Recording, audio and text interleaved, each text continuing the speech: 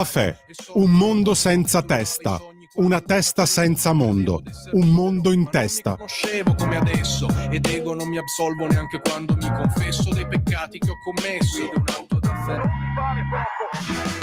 Benvenuti in onda, ascolta questo botto, siamo qui per svelare ogni complotto. Benvenuti in onda, ascolta questo botto, siamo qui per svelare ogni complotto. A tenervi compagnia, di sicuro non è una spia. Benvenuti in onda, ascolta questo botto, siamo qui per svelare ogni complotto. A tenervi compagnia, di sicuro non è una spia. Per carità, arriverà un momento in cui l'intelligenza artificiale non produrrà schifezze come quella che abbiamo messo nella nostra sigla, con tutto il rispetto naturalmente per chi non si sa. In ogni caso, siccome i complottisti fanno abbastanza ridere, gli anticomplottisti fanno molto ridere, i complottisti e gli anticomplottisti messi insieme fanno assai ridere, ci rifugiamo nei classici, perché come scrisse Isaac Newton nel De Motu Corporum Ingirum 1684, l'opinione è nulla senza libertà. Dico bene, Max del Papa, che per fortuna esiste, Max del Papa, per fortuna esiste, ve lo comunico, perché magari siete un pochino ritardati stamattina come me, poco svegli, poco attenti. C'è Max del Papa a svelarvi ogni complotto. Naturalmente stiamo ridendo, ma ridendo a crepapelle dentro, perché fuori siamo molto seri e anzi quasi tristi. Buongiorno Max. Buongiorno, sì, no, ci sono, non so se a scadenza, però per ora sono ancora qua. Di sicuro noi concordiamo con Isaac Newton, no? Sì, no, ma qui io mi sento in imbarazzo stamattina, mi sento proprio in soggezione. Con la mela sulla testa pure. Con la mela caduta sulla testa e con un'espressione un po' così alla Alan Ford, diciamo, no? Ecco, bravo. Sì, perché quando gli cade la mela sulla testa sembra un pochino Alan Ford quando scopre qualcosa che colpisce la sua straordinaria ingenuità. Te lo ricorderai quel fumettazzo, no? Meraviglioso. Sì, io mi sento più Geremia Lettiga, direi la verità. E io Otto Grumpf, tedesco di Germania. Miseria. Allora, il numero uno non c'è. Allora Max, intanto grazie naturalmente, al di là di tutte le celie, le quisquiglie e le pinzillacchere iniziali, grazie per la tua partecipazione a questa rubrica che il giovedì ci permette di respirare un po' d'aria, di tirare fiato, di guardarci intorno con molta libertà, perché naturalmente l'opinione è nulla senza libertà, come, ripeto, scrisse immortalmente Isaac Newton nel De Motu Corporum Ingirum, no a casa propria, Ingirum del 1684. Voi potete trovarlo se andate in qualsiasi biblioteca ben fornita, quest'opera essenziale, essenzialissima per qualsiasi vero liberale e libertario, oserei dire, Max. In questo credo anche di essere d'accordo con te, peraltro, no? Sì, ma io citerei anche Uccellum Pretorum, insomma, esatto. Una cosa così, stanziele sempre. Esatto, come diceva Linum Banfis in un suo trattato del quale adesso non mi sovviene il titolo. Comunque, al di là di questo, tu hai scritto tanti articoli interessanti, come sempre, in questa settimana, e io, senza molto sforzo, mi abbevero ai tuoi articoli e vorrei partire da quelli. Però, prima di tutto, io vorrei chiederti un paio di cosette, perché stamattina, così saltabeccando sulle prime pagine dei giornali, ci sono un paio di cose che mi hanno interessato. Vediamo se interessano anche te. La prima, tutti i giornali ne parlano, naturalmente, le parole del Presidente degli Stati Uniti sull'Unione Europea. È nata per truffarci, per fregarci, ha detto Trump, no? Trump lo dice chiaramente lui, gli risponde, anche qui diciamo già il chi gli risponde ti dice tutto, gli risponde un portavoce anonimo della Commissione dell'Unione Europea, il quale dice no, Trump ha sbagliato tutto, per l'America noi Europa siamo stati una manna, no? Allora, in mezzo a queste due cose ci siamo noi. Io ho pensato, ma guarda un po', secondo me Trump l'ha detta giusta, ma per noi, perché l'Unione Europea è nata per truffare noi, cittadini comuni. Poi che abbia truffato gli Stati Uniti non lo so. Quell'altro gli replica, ma guarda che questa qui è una manna, l'Unione Europea è una manna per gli Stati Uniti. E allora in tutti questi anni non abbiamo fatto l'interesse di noi cittadini. Penso che Trump abbia ragione, ma ha applicato a noi cittadini europei. Mi sa che l'Unione Europea è una truffa per noi, più che per gli Stati Uniti. E lo conferma questo anonimo portavoce che dice: ma noi siamo una manna, siamo stati una manna per l'America. Non doveva essere una manna per noi, cittadini europei? Detto per inciso. Il secondo punto che No, volevo sottoporre alla tua attenzione invece è quel fantastico, incredibile video di Gaza Trump realizzato con l'intelligenza artificiale. Comunque sia, fa discutere. Non so se fa discutere in maniera utile, inutile, cosa. Io ho la mia opinione, non l'anticipo perché chiedo la tua su questo video che avrai visto, no? Gaza Trump con Benjamin Netanyahu e Trump, tutto il resto, ma una specie di Miami dove piovono mance in dollari da Elon Musk che se mangia l'hummus e tutti sono in mezzo a un'atmosfera di ricchezza, c'è la statua di Trump dorata e tutto il resto, non sto a raccontarlo perché l'hanno già visto tutti. Allora ti lascio la parola, Max, poi andiamo invece a vedere quello che hai scritto in questa settimana, che è molto interessante a mio giudizio. Max, che ne pensi di queste due questioncelle? Sulla comunicazione di Trump, vabbè, è una cosa sopra le righe, secondo me. Io voglio sperare che sia anche in ironica, un certo senso sarcastica, perché è chiaro che è sopra le righe, però insomma quando vedo questi esperti, i Bonelli, le Schlein che si stracciano le vesti, mi viene da pensare, ma questi pretendono Gaza come adesso, no? Cioè la Palestina di Hamas, la gente che muore, le macerie, preferiscono questo questi qua. Poi in realtà se mai dovesse farsi questa sorta di Emirati Arabi a Gaza, che mi sembra una cosa un po' esagerata, diciamo che è un'alternativa così pacchiana, eclatante per far capire il prima e il dopo. Se dovesse succedere, i primi a andarci in vacanza saranno i Bonelli, le Schlein, i Fratoianni, i parlamentari del PD, la Ilaria Salis, che fanno tutti così. C'è un'ipocrisia che fa spavento. Poi sullo stile di Trump si può discutere all'infinito. Però insomma, vogliamo lasciare tutto così? Cioè mi pare che la sinistra di questi qua voglia lasciare tutto nel controllo di Hamas, i bambini che muoiono, i bambini che vanno mandati a morire, come diceva Sinvar, più ne muoiono e meglio è per noi. Non mi pare che abbiano, non mi pare che propongano nessun tipo di alternativa a questi qua, salvo lo status quo. Quindi, invece per quello che riguarda l'Europa, io naturalmente sono d'accordo con te, ci metto solo una chiosa, cioè hanno cercato di fregare, dice Trump, no, hanno fregato noi, però hanno fregato soprattutto noi mediterranei, noi Italia, noi Grecia, questi qua, perché poi in realtà qualcuno se ne è avvantaggiato, evidente. La manna c'è stata per la Germania, adesso non più perché sono riusciti a tagliarsi i coglioni da soli, le loro deliranti politiche immigrazioniste e energetiche industriali. Però insomma per 30 anni non c'è dubbio che l'Europa, che è nata sul presupposto specifico di fregare i paesi mediterranei, la crisi, l'Europa, disse uno che la fondò, Scholz, disse, l'Europa vive di crisi. Tu dimmi se si può fondare un'astrazione burocratica sulla tensione perenne. L'Europa vive di crisi e la crisi è stata quella che, grazie a Prodi, non dimentichiamolo mai, l'Europa è stata fatta per consentire alla Germania di assorbire i costi della riunificazione e per distruggere l'Italia, cosa che grazie a Prodi e grazie a questi qua del suo giro catto comunista è riuscita perfettamente. Ma scusa, oggi io sento che Dombrovskis, quest'altro figuro, quest'altro cialtrone, ha spiegato, cioè loro hanno fatto un pacchetto di semplificazione normativa, il pacchetto Omnibus. Questo pacchetto deve sfoltire un po' tutta la metastasi burocratica che hanno accumulato questi in ambito ambientale. Allora, al momento, e l'hanno fatto loro, l'ha fatto Dombrovskis per tramite della von der Leyen, la tassonomia verde sarebbe che un'azienda deve produrre più di 100 pagine di rapporto e poi deve pagare dei revisori per verificare quel rapporto, solo per concludere che comunque non sarà conforme, quindi scatteranno le multe e c'è una paralisi totale nell'attività industriale.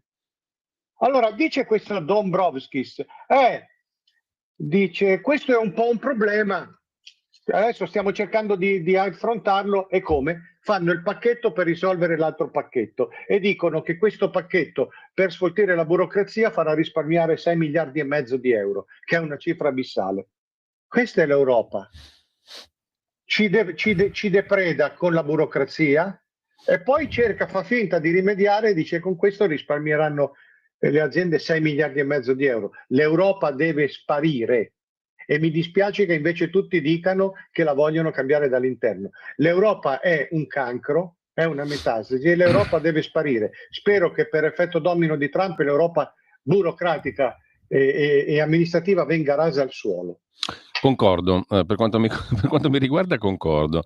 E devo dire una cosa che mi ha colpito comunque, no, comunque la si pensi adesso, tutto viene voltato in partigianeria, ma, io vorrei esulare dalla partigianeria. Stamattina m'è capitato, non so dove, non stavo uscendo di casa, eccetera, di vedere un filmato di Putin, no, che parlava di Trump.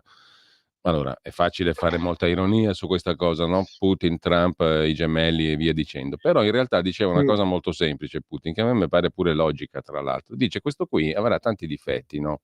Trump, diceva Putin, però è uno che dice le cose chiare, come le pensa, e soprattutto dice le cose che vuole fare.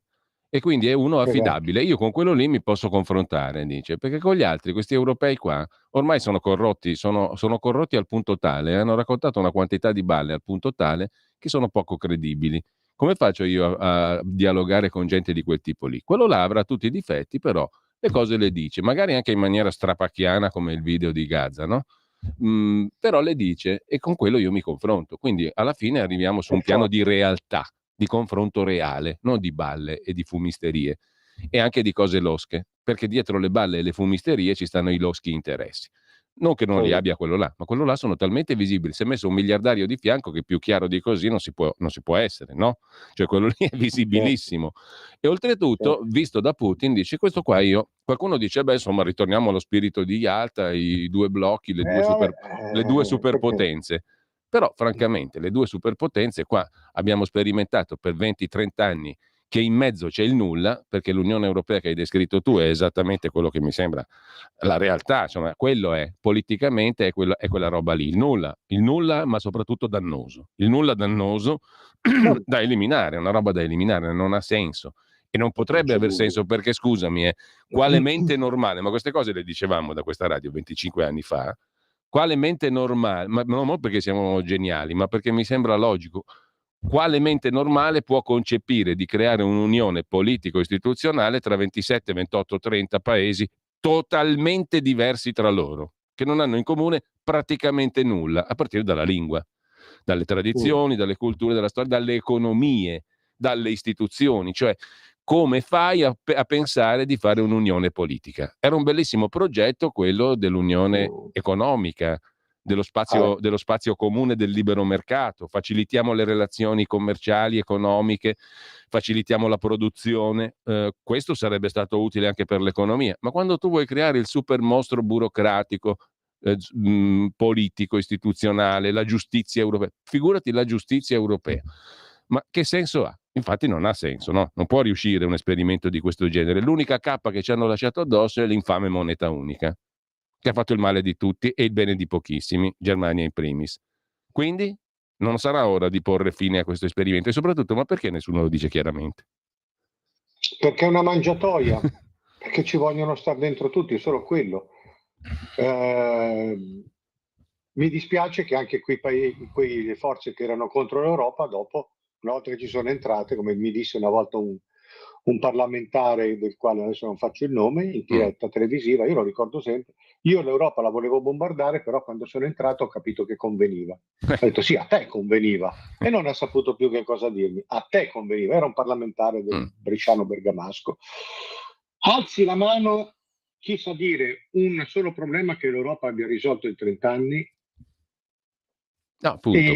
Al posto di originarli tutti, non ne ha risolto uno. Ma vedi che non si mettono d'accordo adesso neanche sulle forze armate comuni.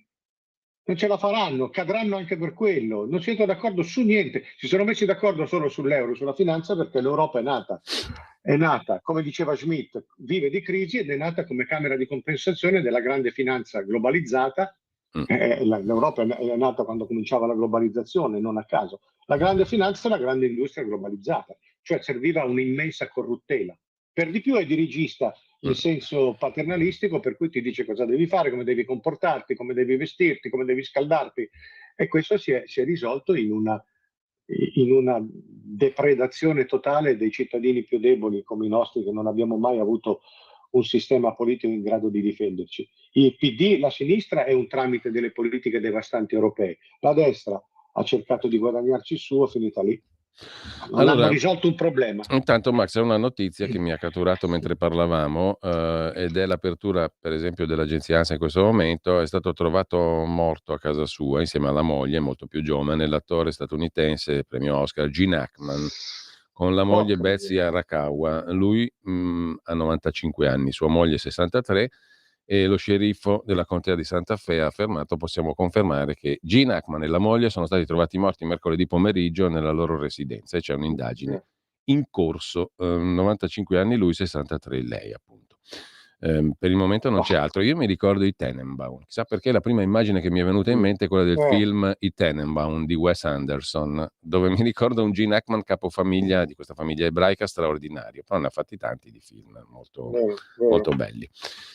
Chiudo parentesi perché è la notizia d'apertura dell'ANSA. Mentre, Max, io vorrei partire oggi in maniera quasi didascalica, diciamo, tra quello che hai scritto questa settimana, da un articolo che si occupa di una vicenda che non mi pare, io non leggo più i giornali quasi per nulla, però mi pare che non sia stata commentata per niente, o poco più che niente, e invece tu ci hai dedicato una giustissima attenzione, ed è il caso orrendo, terrificante, terribile, di Sharon Verzeni, no? Che è stata ammazzata in un paesino a Bottanuco della Bergamasca da un demente, tu lo chiami giustamente un primitivo africano, un personaggio osceno, schifoso, il quale a un certo punto esce di casa in una notte d'estate con 4 coltelli perché ha deciso che vuole ammazzare qualcuno. Quel qualcuno purtroppo era Sharon, che incrocia per strada e così, diciamo, identifica in quel momento stesso la sua vittima. Lui aveva già questa idea di ammazzare qualcuno, poi ha detto che si è sentito anche molto bene dopo che l'ha fatto, no? È stato molto certo, ci ha divertito tanto, è stato molto bene, insomma. è stato molto bene. L'ha fatto, dopodiché ha mentito, ha cercato di cancellare le tracce, si è riverniciato la bicicletta, ha fatto di tutto per non farsi scoprire, insomma, e a questo punto è stato preso, è stato arrestato e adesso gli danno anche la perizia psichiatrica, poi magari qualche beneficio conseguente. Allora, questa cosa giustamente ti ha fatto ribrezzo, lo hai scritto apertamente sul tuo blog, il faro di Max del Papa.altervista.org, c'è il link anche sul post sulla nostra pagina Facebook per la trasmissione di stamani. Ecco, tu parli di ribrezzo e io condivido questa parola, è una cosa totalmente oscena, perché francamente io sono, come si dice, per le garanzie, per tutti, però questo qui cosa c'ha da periziare il perito, lo psichiatra? Perché voleva ammazzare, lo ha dichiarato, se ne esce con 4 coltelli, tutto il resto, insomma, fa di tutto per cancellare le tracce, ha compiuto ciò che voleva, capacità di intendere e volere. Intendeva benissimo perché si è equipaggiato all'uopo, voleva perché lo ha dichiarato, si è dichiarato contento di quello che ha fatto dopo aver ammazzato questa donna. Cos'è che dobbiamo periziare? Max, non so, non ci sentiamo più, forse è sparito l'audio nel momento meno opportuno. Si è frizzato il collegamento. No, adesso ci siamo, ti risentiamo. Si era frizzato, come si dice, il collegamento via Skype. Cos'è che dobbiamo periziare? No, niente, perché la società non vuole prendersi le sue responsabilità, non vuole dire che ci sono le carogne, che ci sono i cannibali. Bisogna sempre trovare. Poi noi siamo inzuppati in questo paternalismo confessionale, sai? No, perdonalo perché non sa cosa faceva. Ma come non sa cosa faceva? Certo, ma è un modo molto. Ma giustamente tu scrivi un fuori di testa, ma non uno squilibrato. Ma no, adesso poi, sai, gli avvocati, io ho mia moglie avvocato, ho detto se mai facessi una roba del genere ti lascio seduta stante. Non è possibile perché qui è sempre il modo cattolico italiano, in parte, no, il perdonismo così, poverino lui, non la vittima. E l'altra è sempre l'altra parte, quella di farla franca. No, poi c'è un altro aspetto tremendo che tu giustamente, no? c'è un altro aspetto, ma che tu giustamente metti in luce con una sintesi formidabile in 2 righe. Qua c'è anche di mezzo quella che tu chiami la cattiva coscienza ideologica, che è il Sì, nostro certo. humus cultural politico, no? Perché tu hai lasciato riempire, come tu scrivi, l'Europa di cannibali che sono incontrollabili, nel completo disinteresse delle istituzioni, e quindi per forza dopo li devi in qualche modo perdonare, perché così perdoni te stesso, no? Sì, perdoni te stesso, ma io vedevo oggi sto Biancalani, quello lì che sta vicino a Vicovaro, a Pistoia. Questo è un caso per me, anche questo. Allora, ha distrutto tutta la chiesa, è diventata un accampamento di balordi e criminali. Si spaccia in chiesa nel confessionale, stupri, accoltellamenti. Questo qui ci sta continuamente in mezzo, c'ha anche forse un processo per truffa ai danni dell'Inps. Ma come fa questo qui a non essere in galera? Ho capito che lo tiene sulla sinistra, ma come fai? Cioè lì dentro non vive più la gente, non vive più da anni. È diventato quello un posto di tagliagole che si scannano e scannano, stuprano, rapinano, spacciano, uccidono. Quello lì sta lì. Ma come? Ecco cos'è la società. Allora conviene sempre dire: ma no, dai, perdoniamoli, facciamo finta di niente. E questo è il garantismo all'italiano che io non sopporto. Non sopporto da anni, perché c'è un garantismo che è per questi qua, cioè per se stessi. Poi c'è il garantismo per i potenti, c'è il garantismo di quelli che anche se li trovi con le mani nel sacco, però io non mi dimetto, però io sono un perseguitato, di come anche la magistratura è al di sotto di ogni sospetto, e allora ha originato il grande alibi. Cioè, siccome la magistratura è inaffidabile, tutti dicono no, sono un perseguitato. Ma io non riesco a capire perché. In altri paesi del mondo, se uno viene raggiunto da sospetti di ruberie e di truffe, si toglie, si mette da parte, poi semmai torna. Tutti i paesi del mondo sono fatti da coglioni. Siamo noi quelli veramente civili, siamo noi la culla del diritto. Ma che culla? Questa è la tomba del diritto. Gente che è seppellita dai rinvii a giudizio, dai processi. Ah no, io non mi tolgo, io ho il tacco 12, io me ne fotto degli invidiosi. Ma come fa? A parte che certa gente non so neanche come fai a metterla dentro al governo, vabbè. Però insomma dai, adesso non scomodiamo il garantismo sempre o per i potenti che si garantiscono tra loro, o per i cannibali che sono stati messi lì dalla No, poi politica. perdonami, poi ci sono le persone comuni, e io torno a un caso che tu sai benissimo mi è caro, quello della strage di Erba, no? Poi ci sono le persone comuni come quel povero Spazzino e sua moglie Olindo Romano e Rosa Bazzi, i quali a tutta vista, cioè proprio la prima volta che li fermi e che li interroghi capisci subito che non c'entrano niente, no? Se sei un magistrato normale, un poliziotto normale, una persona normale. E quindi dovresti verificare per bene tutto quello che li incastrerebbe. Non hanno verificato nulla. La perizia psichiatrica gliel'ha fatta il professor Sartori all'Università di Padova 2 anni fa, dopo 18 anni. Un minimo di perizia psichiatrica avrebbe restituito un quadro che era già evidente, perché non c'era neanche bisogno del perito e dello psichiatra davanti a quei due lì. Tu basta che ti ascolti gli interrogatori fatti dalla procura di Como nel lontano 2006 e le loro cosiddette confessioni, e capisci tutto subito. Capisci subito che non sta in piedi niente di quella roba lì. No, però a loro la perizia non gliela devi far fare, perché non puoi neanche ipotizzare che questi sono due persone diverse da quelle che hai descritto, i due mostri, no? Anzi, il quadrupede, come li aveva descritti con simpatia il pubblico ministero. Ecco, quella roba lì a me mi fa incazzare in una maniera terribile, perché quei due lì non sono solo quei due lì, siamo tutti noi. Perché tra le due categorie che dicevi tu, no? Il garantismo per lor signori e quello per questi qua che c'hai la coscienza sporca perché li hai fatti entrare a frotte e ti ammazzano, ci siamo di mezzo tutti noi, come il discorso dell'Europa di prima. Tra questo e quell'altro ci siamo in mezzo noi, no? E questa cosa che hanno fatto a quei due, Olindo e Rosa, è una cosa che hanno fatto a noi, hanno fatto anche a me, perché quei due lì potevano essere mio fratello, mia sorella, un mio amico, io, capisci? Sì, io ragiono così, io ragiono così. Ecco, qual è la logica? La logica è che siccome lo Stato è volontariamente incapace di assumersi il peso di una serietà, di una responsabilità, deve rifarsi la faccia con nessuno, con i quadrupedi. Allora quelli lì ammazziamo, gli facciamo vedere che noi siamo rigorosi, non facciamo sconti, tanto quelli non si possono difendere.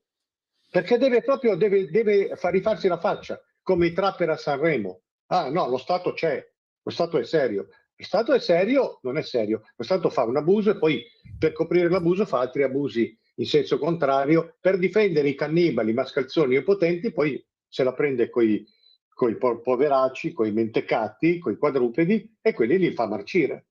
È tutto lì. È sempre il solito discorso, una società dissociata, uno Stato che non esiste più, completamente corroso più che corrotto. Allora si va a prendere i capri espiatori. Già.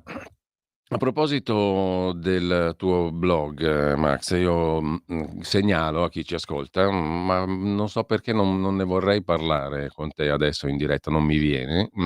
Segnalo un altro articolo di quelli che vanno letti, così dunque si deve morire, che parte da una notizia di cronaca, no? Poi tu parli in maniera estremamente personale, perché c'è una cosa che quando uno legge i tuoi pezzi, Max, c'è dentro proprio con tutto quanto, no? C'è dentro con la testa, c'è dentro con la pancia, con il cuore, con la ragione, col sentimento. Cioè questa è una tua qualità straordinaria, io lo dico da lettore, non sto dicendo perché sei qua, perché sei tu, perché siamo diventati amici quasi senza conoscerci, no? Poi per fortuna ci siamo anche visti di persona. Nel nostro, quello che diventerà il nostro luogo simbolo, D'Angelo, lì, esatto, dove si mangiano a Casoretto, D'Angelo, dove si mangia il miglior spaghetto aglio e olio e peperoncino di Milano, assolutamente, e lo si paga in una maniera imbarazzantemente, vergognosamente questo non bassa. Diciamolo, se no alza i prezzi. Non diciamolo perché sennò alza i prezzi. Esatto, no, stavo dicendo, ecco, tu leggi il pezzo e sei dentro con tutta la tua vita, in poche righe. Tu sei capace di fare questo perché parli con franchezza, con schiettezza, con dirompente, a volte fastidiosa onestà, verità.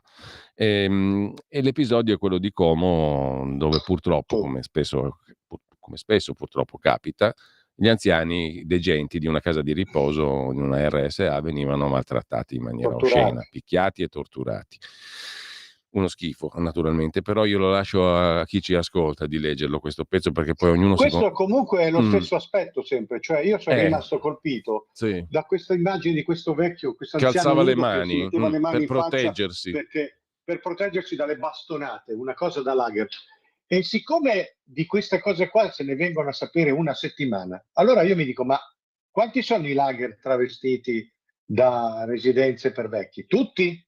E chi paga? Non paga mai nessuno, evidentemente, li sospendono, però io non ho mai sentito di nessuno che è andato in galera per avere torturato e ucciso e massacrato degli anziani poveri, soli, derelitti. Allora mi chiedo anche lì, ma lo Stato che fa? C'è? Non c'è? Perché se ne scopre veramente uno o almeno uno alla settimana, a volte di più, perché subito dopo Como ne è venuto fuori un altro. Ma insomma, che stiamo a fare?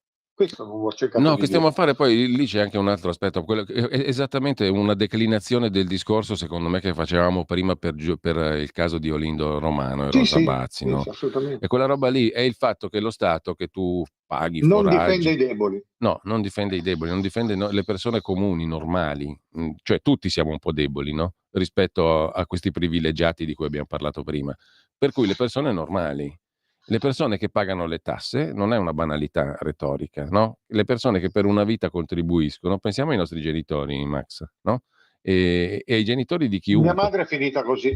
E ai genitori di chiunque, per una vita tu dai, no? E quando ti tocca avere qualcosa non c'è più niente. No, ma non è secondo me questa una banalità, è una cosa importante, perché questi sono servizi essenziali che attengono anche alla dignità della persona, no? Cioè, proviamo a pensare a mettersi nei panni, diciamo, no? Facciamolo, perché poi prima o poi ci capita. Ecco, la dignità, il rispetto minimo delle persone impone anche questo. Noi non siamo uno Stato civile, siamo una cloaca schifosa. Allora, Max, ci sono le 10:30, ci dobbiamo fermare, poi ci sono una sventagliata di messaggi al 340 6709 659 WhatsApp 340 6709 659. Dopo la pausa, la piccola pausa, apriamo anche le linee telefoniche. Poi vorrei citare però i tanti articoli che Max ha pubblicato questa settimana, tutti degni di essere letti. Il numero per chiamare poi è lo 02 92 94 7222. Apriamo le linee tra poco, a tra pochissimo. Lo amiamo perché ci offre sempre le cose più buone e naturali. Linea Alberto Acerbis! Cari amici, cari amiche di Radio Libertà, un saluto da Alberto Acerbis. Questo era il periodo in cui nonno mi diceva: Alberto, con fa l'oio bu e il ve a galo, cioè prima diceva l'oio bu ve sempre a galo, cioè l'oio buono viene sempre a galla, e poi diceva gonfà l'oio bu e il ve a galo, cioè abbiamo fatto un olio buono e lo vediamo affiorare. E affiorare cosa vuol dire? Parlare del fior d'olio. Allora io, chiaramente è la solita storia, ve la ripeto da tanti anni, lo so, vi ho rotto anche un po' i marroni, ma va bene, dovete sopportarmi, sopporto anch'io tante persone che voi dovete sopportare me. È chiaro che è per coloro il fior d'olio che pensano l'olio extravergine di oliva come qualcosa fa la differenza. Se uno pensa ma sono tutti uguali, chi se ne frega, va bene, ma però per coloro che trasformano lo spaghettino del 5 con un po' di pomodoro italiano, un po' di formaggio italiano in un piatto importante, devono usare un olio importante, fa la differenza. Riscoprite i sapori di un tempo con l'olio Acerbis, in modo particolare il fior d'olio, 4 lattine da 1 litro, di più non posso, non chiedetemi di più, non posso, 78 euro il trasporto, non lo pagate. Acidità bassissima, dolcissimo, straordinario, mettetelo via perché il parentado ve lo ciula, ve lo porta via, attenti. Come gusto, un gusto molto leggero, molto fruttato. Profumo, vi ricordate quando si andava in Camporella, cioè nel senso col plate, con gli amici, vino bianco, formaggio, salame, e c'era quel profumo di erbe intorno a noi? Ecco, ricorda molto quell'odore. L'erba appena tagliata dopo un temporale, una cosa meravigliosa. Insomma, io non ne ho per tutti, mi dispiace, tanti rimarranno senza. Se volete questa mattina 030 78 40, no, ho sbagliato, ferma, questa mattina 030 68 40 408 il telefono, 78 euro 4 lattine, oppure ordinate tramite il sito olioacerbis.com. Vabbè, è andata così. Buona mattina, buona informazione. Allora, rieccoci qua con Max Del Papa, tra poco anche le vostre voci allo 02 92 94 7222. Intanto passo i messaggi che ci sono arrivati, Max. Dario, Trumplandia a Gaza, le terre rare ucraine all'America, c'è da diventare complottisti. Buona giornata, scrive Dario. Alberto da Pordenone, no ad un esercito europeo in un'Europa disgregata, disunita e diseguale, che in effetti è una bella idea tirare fuori un esercito europeo in questo contesto, no Max? Ha bisogno di soldi, finito l'affare dei vaccini devono fare girare la corruzione con le armi. Senti, c'è un tuo omonimo, Massimo, che ci scrive, ci fa questa domanda che è quella che ci siamo fatti noi prima e ci siamo anche dati una micro risposta. Buongiorno, potreste spiegarmi perché non usciamo dall'Unione Europea?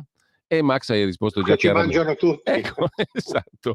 Può essere semplificativo, ma è così. Allora, un altro messaggio: l'Europa non si cambia dall'interno, ditelo, eccetera, eccetera. Sono sempre in Italia, eletti che sono sempre in Italia, hanno fatto bingo con stipendi d'oro, scrive Maurizio. Aveva senso con 5 nazioni l'Europa ed accordi commerciali con altre nazioni. Oggi vogliamo portare dentro anche l'Ucraina. Il governo da noi eletto con speranza, sempre più deludente, scrive il disilluso Maurizio, il nostro ascoltatore. Poi abbiamo un audiomessaggio. Sentiamolo. Buongiorno Pietro. Per fortuna che Donald c'è, altrimenti fra qualche anno, 10 anni, andremmo in giro tutti come quelli lì nei video fatti di fentanyl. Ma non perché sono fatti o siamo fatti di fentanyl, perché ci vogliono far diventare così. Grande Donald, ciao.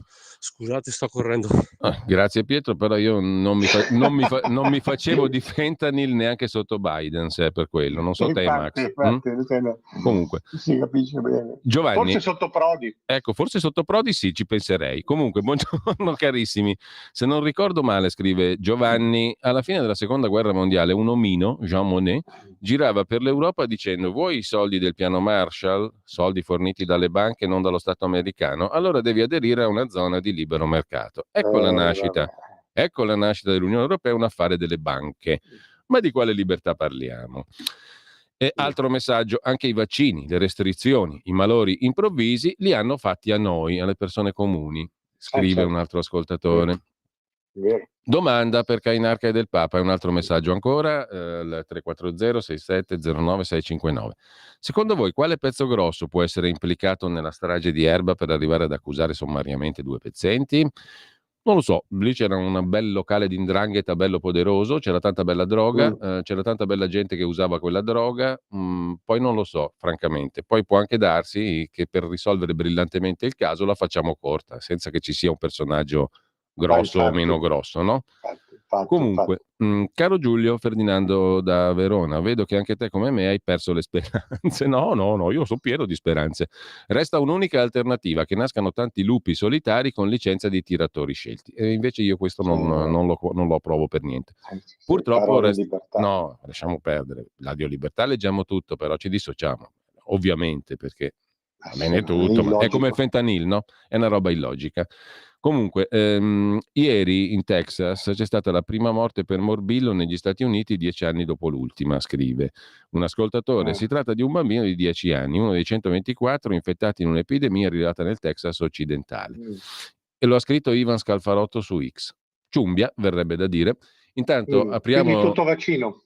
Apriamo le linee telefoniche per chi vuole intervenire allo 02 92 94 7222. Vi ricordo ancora i WhatsApp, anche audio se volete, al 340 67 09 659. E vi segnalo anche, già che ci siamo e per non farci mancare nulla, un altro formidabile articolo di Max Del Papa, questa volta su nicolaporro.it, su Alice Weidel, la nazista donna lesbica e migrante. Nazista donna lesbica migrante che ha portato il suo partito a 10 milioni di voti, al 20,8% in Germania, e che ha stravinto in quella che era la Germania dell'Est, perché se tu guardi, lo dicevamo ieri, la cartina della Germania, ci sono 2 Germanie sostanzialmente. Ci sono anche 2 telefonate, no, una telefonata, la sentiamo. Pronto? Sì, buongiorno Giulio. Buongiorno. Sono Gigi da Venezia. Buongiorno Gigi. Dunque, mi trovo benissimo con voi. Grazie. Sono delle stesse idee, poi scrivo in maniera ironica ma perfetta. Comunque, volevo dire che sono un po' stufo come voi di questa politica, gente che va a reclamare che il diritto avanti in borsette con 12. Poi c'è il Mauro che dichiara che sua moglie ha diritto dell'eleganza, poi c'è la Salis che in galera la portano in Parlamento europeo. Non so, poi c'è quella che consiglia la Zain come deve vestirsi, ma non mi sembra un po' un casino, scusi la parola, il termine. Comunque volevo chiedervi una cosa. Sì. Se è vero che importare una macchina dall'America qui c'è una tassa che supera il 25%, è vero? Non lo so, magari se sapete dirmi. Complimenti ancora e buongiorno. Grazie Gigi. C'è un'altra telefonata.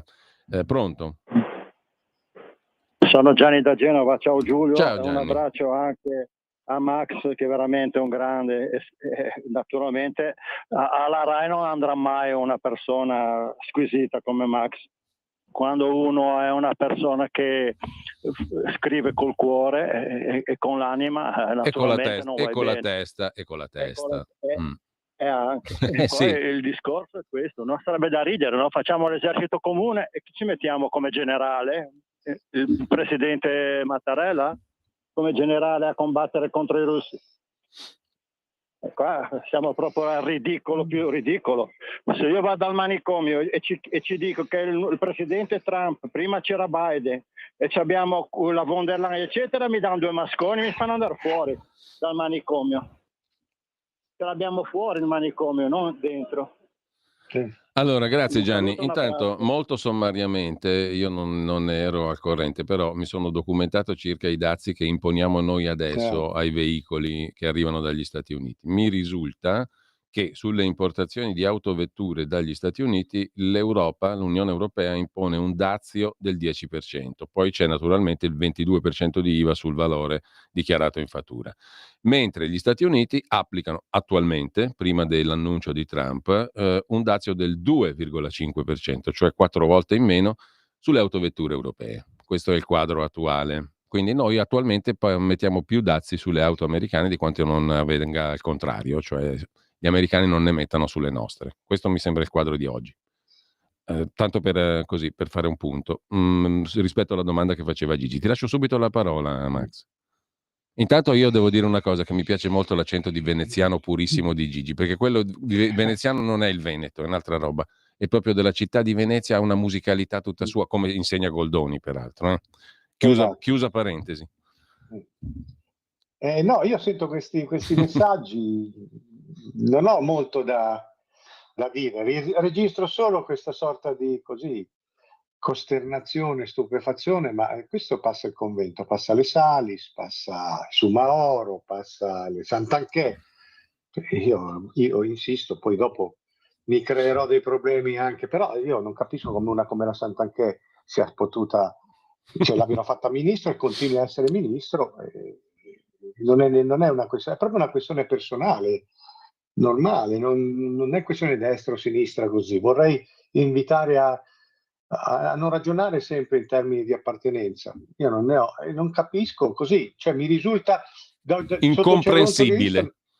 Ma sì, mi risulta più comprensibile una Salis, che è lì perché è imputata di tentato omicidio, c'ha 29 precedenti di polizia, quella la capisco, l'hanno mandata lì a fare. Questa qui che sta al governo. Io vorrei anche chiedere, una che si presenta, dice, ma io, cos'è che ha detto? Sono plastificata. Quella ha fatto un'auto da fè. Ha detto così, sono plastificata, ma io c'ho il tacco 12, non vado via.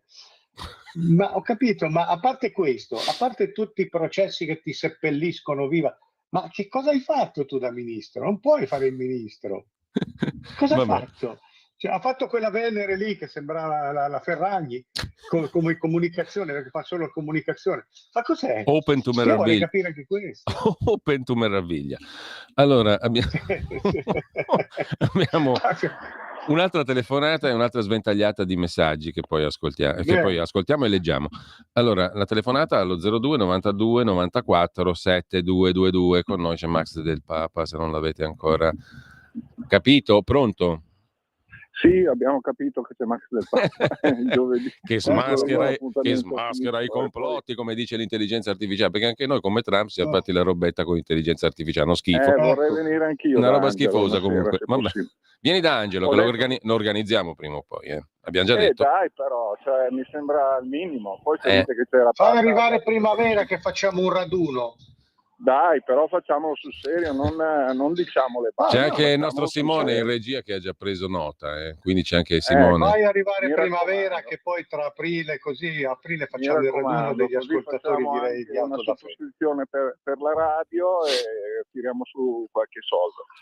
Volevo dire questo, io ho mandato anche un messaggio nel quale lo specifico. Io come si dice, spesso sono in Inghilterra, mio figlio lavora a Bristol, e quello che vedo in Inghilterra, secondo me, è l'evoluzione che avremo in Italia. Un disastro. L'Inghilterra è un disastro. Noi ci lamentiamo dei Maranza, della polizia che non interviene. Là addirittura la polizia in alcuni casi li difende in Maranza. Ci sono delle situazioni davvero... io quando le vedo, io esco la mattina presto a camminare, ormai ho scelto il percorso da fare perché 2 volte ho sbagliato il percorso e mi sono trovato a correre perché mi correvano dietro. Il motivo era perché avevo su dei pantaloni militari. È una cosa pazzesca. L'Inghilterra è finita. Io ve lo posso scrivere e certificare. Ormai è nel buco, dal buco non viene più fuori. Mi dispiace perché con la Brexit pensavo che facesse qualcosa di buono. In realtà troppo tardi l'hanno fatta. L'altra cosa che volevo dire sulle RSA, che purtroppo questi bastardi se la prendono con coloro che non hanno i familiari, perché il familiare, se frequenta la persona, l'anziano, a me capita, si rende immediatamente conto se c'è qualcosa che non va. Ma ci sono anche dei bastardi che fanno finta di non vedere. Bravo. Sì, ci sono i bastardi che fanno finta di non vedere perché hanno paura. Parlo di parenti, parlo di familiari, figli magari addirittura. Sì. Sanno tutto, molti sanno, lasciano perdere. Io sono di quelli che interviene sempre, infatti ho casini un po' con tutti perché se io vedo una cosa storta intervengo e metto anche anche le mani, non sono un tipo tranquillo, però vedo cose incomprensibili per una persona normale, ecco, finito il discorso. Bene, ti ringrazio. Grazie a te. Non ho capito se c'è un'altra telefonata, no, in questo momento no, quindi le linee sono libere, 02 92 94 7222, ma Abbiamo un po' di messaggi WhatsApp al 340 6709 659. Ce n'è uno audio, un po' lunghino, ma lo sentiamo. Buongiorno Giulio, buongiorno era lui. anche a Max. Era lui. Sempre stimato, a tutte e due di stimato. Posso dire una cosa, esperienza diretta. Era lui, l'abbiamo sentito in diretta, bene. Sì. Luca da Brescia. Ciao Max e Giulio, l'esercito europeo è un'arma per tenere buoni gente come noi, complottisti, putiniani, rassisti, eccetera, eccetera, così come è scritto nel documento rilasciato dall'Unione Europea. Unica soluzione, Russia nell'Unione Europea, tutto il resto un'inutile agonia. Un abbraccio a entrambi. Beh, insomma, ci sarebbero molti motivi, no, anche culturali, perché la Russia sia nell'Unione Europea, ma ce ne sarebbero altrettanti perché non lo sia, mi sembra, tra l'altro, no? Comunque, abbiamo un altro... Basta abolire l'Unione Europea, si risolve tutto il problema. Non c'è bisogno di entrare in una cosa da abolire. Ma no. Luciana da Muggiò, che saluto con particolare affetto perché è una ascoltatrice attentissima e di lunghissima data. Carissimi, buongiorno. Mi portano a dire che ci vorrebbe un'insurrezione nazionale, ma non guidata da questi sindacati arricchiti. Ma da chi è dotato? C'è un bell'articolo anche su Landini che hai fatto in settimana, Max. Sì. Ma da chi è dotato del buonsenso, del padre di famiglia, magari prendendo spunto da quella francese, rivoluzione credo, anche se non altrettanto violenta. Basterebbero i forconi spuntati. Altro messaggio, nella strage di Erba non ci sono da proteggere persone importanti, c'era da proteggere le risorse e denigrare 2 persone del nord. Ricordate il contesto storico in cui successe la strage? Questa cosa l'ha scritta anche Felice Manti, niente meno, in un'altra maniera. Salve Cainarca, penso che nessuno dei due abbia fatto il militare perché il famoso vaccino che ho fatto nel petto, non sapendo cos'era, cosa serviva, mai nessuno ha osato contestarlo. Ora dite che i vaccini servono a dimezzare la popolazione. Dove sta la verità? Scrive Francesco. Ti lascio subito la parola, Max, poi ti leggo gli altri messaggi. La verità sta nei fatti. I vaccini hanno dimezzato la popolazione, ne muoiono 100 al giorno solo in Italia. Questi sono dati di fatto, il resto poco da dire. Non capisco cosa c'entrasse poi il vaccino militare con il vaccino anti-Covid, che è tutto uno specifico suo. Infatti. E quindi il presidente della Bayern ha detto non è un vaccino, è una terapia di modificazione genetica e l'abbiamo tenuta nascosta perché altrimenti il 99% della gente avrebbe rifiutato di farli. Questo è quello che ha detto il presidente della Bayern, Il resto è fuffa. Allora, altro messaggio via WhatsApp. Caro del Papa, la Sant'Anche ministro, ma se in questo paese hanno fatto presidente del Consiglio il bullo, credo Renzi, immagino. Appunto, però siamo sempre lì, siamo una prova che corrobora un'altra prova. Dai, questa te la giro perché ci tira sul morale a tutti e due. Scrive Luca, ma non si può allungare il tempo con voi due? Siete fantastici. Questa ce la becchiamo così, a gratis. Facciamo una maratona Telecom. Facciamo una maratona. Senti, ma perché Alice Weidel ti inquieta? Perché tu scrivi una figura pure inquietante, questa di Alternative. No, ma di faccia, però c'è questa cosa un po' da signorina Rottenmeier.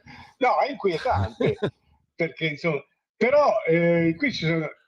La pur inquietante, attenzione, perché la pur inquietante. Sì. Mi ha colpito questo fatto che sono ma cos'è Max? È una cripto palese pure lei? Non me lo dire, dai. Beh, lei è proprio palese, non è cripto, è proprio palese. Più palese di così.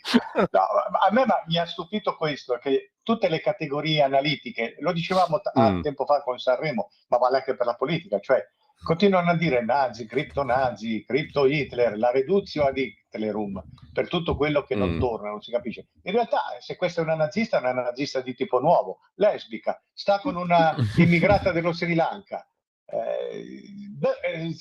Insomma, ne deriva Hitler le avrebbe fatto il trattamento a questa qui. Beh, come minimo, esatto, no? Ne deriva proprio uno sfalsamento delle categorie come novecentesche, come siamo stati abituati ad assimilarle e utilizzarle noi, ma anche per quello che riguarda, vedi, l'esito del voto. Questa qui ha trionfato, lo ricordavi tu prima, nella Germania dell'Est. La Germania dell'Est, che è stata comunista per tutto il dopoguerra, si può dire, è stata proprio praticamente la succursale più viva e più legata all'Unione Sovietica. E adesso tutti votano una nazista, nonostante 30 anni di Unione Europea, di riunificazione germanica sotto l'egida dell'Unione Europea, e votano una nazista, mettici le virgolette che vuoi, continuano a saltare. No, perché tutti l'altra cosa che tu i noti, no, è parametri. che AfD strumentalizza le paure della gente. Però giustamente tu dici, ma Che ste deve fare? paure sono finte o sono fondate nella realtà? Cioè, gliene ammazzano almeno uno al giorno.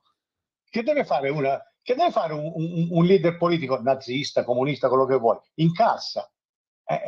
Tu puoi dire ci specula. Sì, ho capito, ma un conto è speculare sul nulla, un conto è speculare sulla realtà. Io sono convinto che questi 10 milioni di voti non è tanto perché lei è una nazista, lesbo-nazi, quello che vuoi. Sono l'effetto di 30 anni di politiche tedesche e europee che hanno creato quello che hanno creato. Lo diceva prima il nostro ascoltatore, Londra è saltata, l'Inghilterra è saltata, tu vai in giro, ti corrono dietro, è così in tutta Europa, è così anche in Germania. E che dobbiamo fare? Dire che la colpa è dell'effetto? Questa qui dell'AfD è un effetto, le cause sono nell'Unione Europea, sembra chiaro.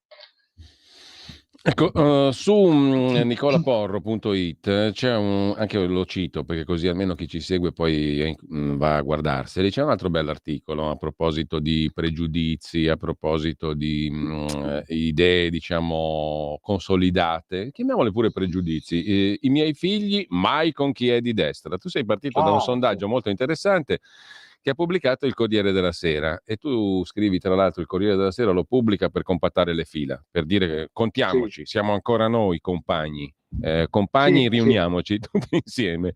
E questa cosa qui è molto interessante perché viene fuori che l'intolleranza sta di casa più a sinistra che a destra, perché la domanda, se non erro, era più o meno questa qui: ma voi cosa fareste se vostro figlio esce con uno che è del partito più lontano da quello che vi piace a voi? Cioè, dal partito che odiate, se un vostro figlio o figlia si mette con uno che sta nel partito che voi odiate. È venuto fuori che la sinistra è più intollerante della destra, più o meno, no? Cioè, indovina chi viene a cena. E i più, diciamo, i più violenti sono quelli là che citavamo prima, il partito di Salis, Sumaoro e compagnia Canelli. Sono gli inclusivi, sì, sono quelli. Non cambia mai.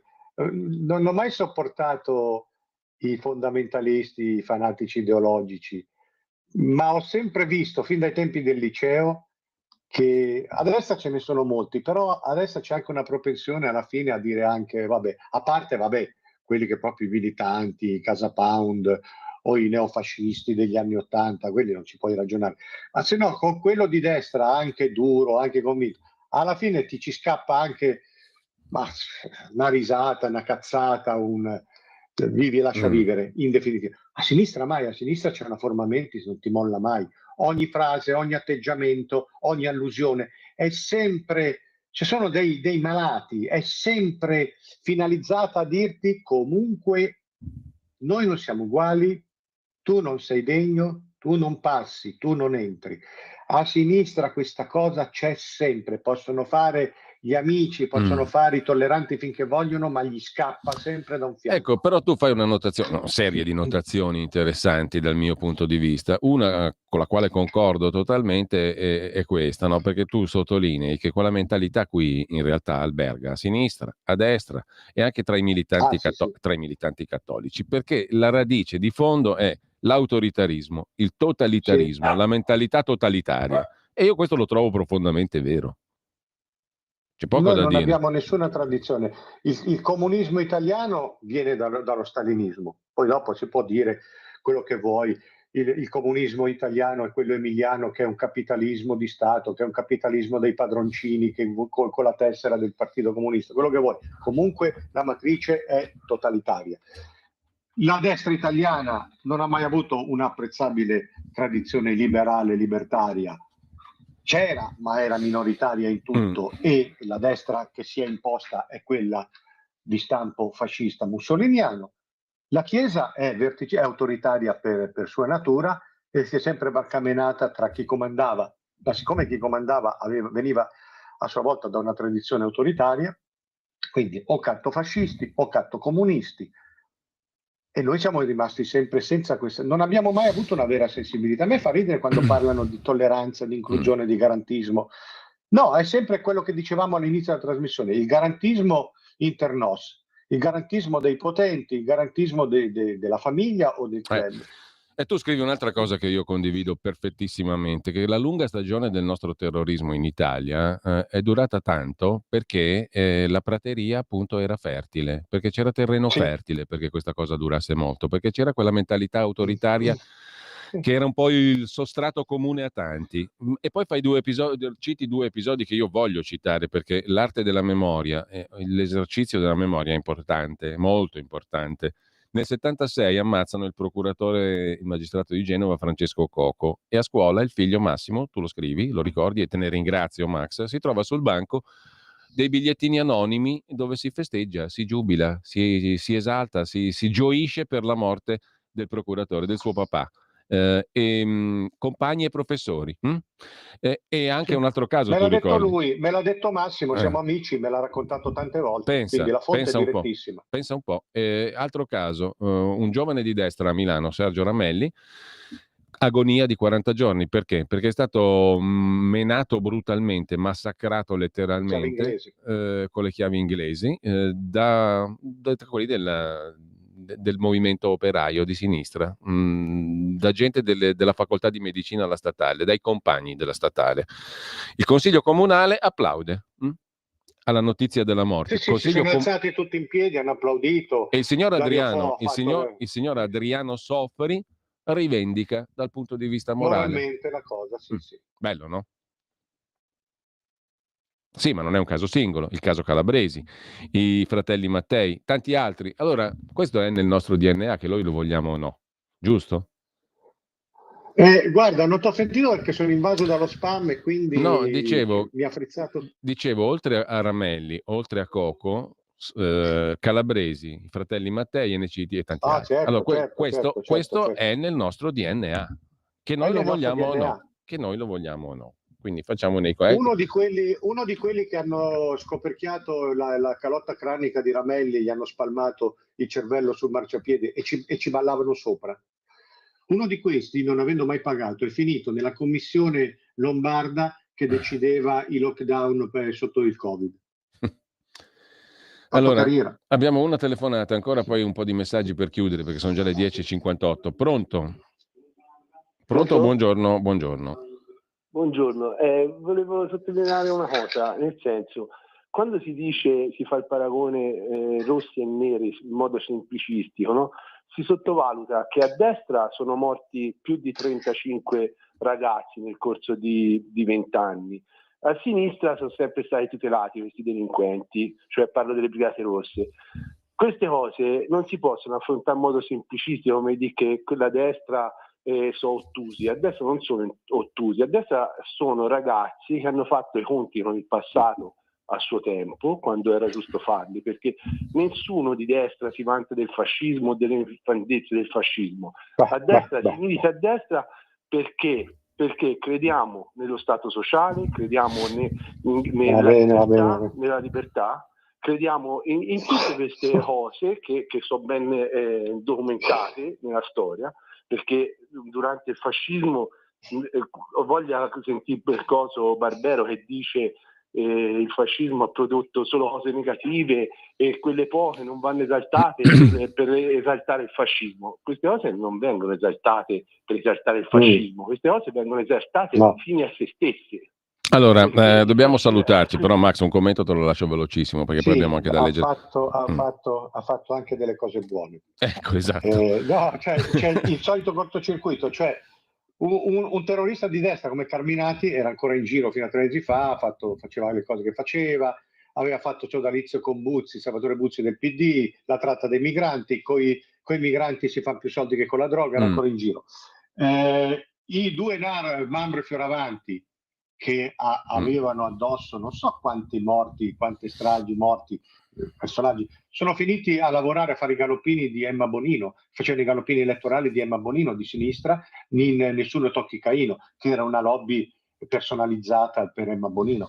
Quindi insomma, no, non è vero che hanno pagato, che quelli di destra hanno pagato tutti quelli di sinistra. No, dai. Allora, il solito calderone. Max, dobbiamo salutarci. Io ringrazio Alessandro di Saronno che ci ha scritto un messaggio, e ancora Giovanni che scrive ancora, e lo ringrazio pure lui, e ancora Dario, la difesa comune, l'Europa politica, gli interessi, eccetera, eccetera. Di nuovo Luciana, e poi Sono d'accordo con l'ascoltatore, dovreste fare più ore. Luigi da Treviso, che da giovane faceva le vacanze tra via Casoretto e Lambrate. Beccati questa in conclusione. Loredana, avete presente quel vecchio film dove i pazienti dell'istituto psichiatrico hanno eliminato i medici e preso il loro posto? Siamo molto oltre, il mondo al contrario. Grazie a tutti, anche all'ultima ascoltatrice che saluto e che ci ha appena scritto il potere di sinistra Unipol Coop Montepaschi, c'è anche quell'aspetto finanziario. Grazie a Max del Papa, grazie a tutti, tra poco con voi Sammy Varin. Avete ascoltato